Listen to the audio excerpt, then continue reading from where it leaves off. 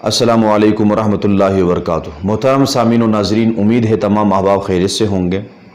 رمضان المبارک کے مسائل کی آج پہلی نشست ہے۔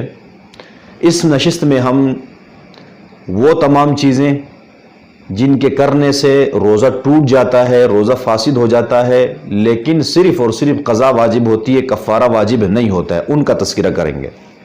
سب سے پہلی چیز ہے کہ کان اور ناک میں دوا ڈالنا، اس سے روزہ ٹوٹ جاتا ہے لیکن قضا واجب ہوتی ہے، کفارہ واجب نہیں ہوتا۔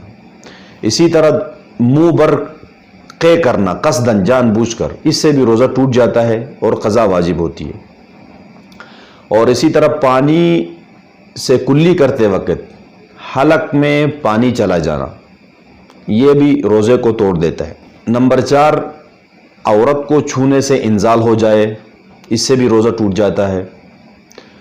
نمبر 5، کوئی ایسی چیز نگل لینا جس کو عموماً کھایا نہیں جاتا، جیسے لکڑی ہو گیا، لوہے کا ٹکڑا ہو گیا، یا کچے گیہوں کا دانہ ہو گیا وغیرہ، اس طرح کی چیزیں جس کو عموماً کھایا نہیں جاتا ہے، اگر وہ کھا لیا، نگل لیا تو اس سے بھی روزہ ٹوٹ جاتا ہے، صرف قضا واجب ہوگی۔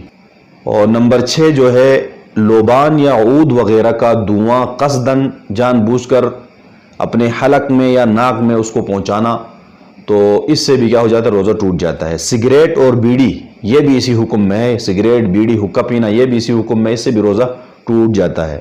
نمبر 7، کوئی شخص بھول کر کوئی چیز کھا پی لے روزے کی حالت میں، پھر بعد میں اس کو یاد آ گیا کہ میں تو روزے سے تھا، یاد آنے کے بعد یہ سمجھ کر پھر سے کھا پی لینا کہ میرا روزہ ٹوٹ گیا ہے، اس سے بھی کیا ہو جاتا ہے، روزہ ٹوٹ جاتا ہے اور اس سے قضا واجب ہوتی ہے۔